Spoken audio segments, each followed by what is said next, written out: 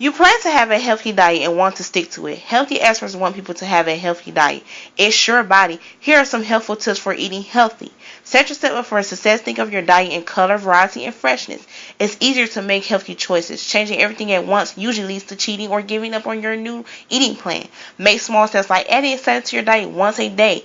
Drink a lot of water. Moderation is the key. The goal of healthy eating is to develop a diet that you can maintain for life, not just a few weeks or months or until you hit your ideal weight. Not what you eat, it's how you eat. Eating in front of the TV or a computer often leads to a mindless overeating. During a meal, stop eating before you feel full. Avoid sugars and salt.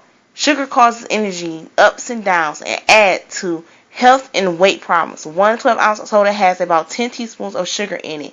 Try sparkling water with lemon or fruit juice. For more information about healthy eating, visit our website at www.healthyeating.com.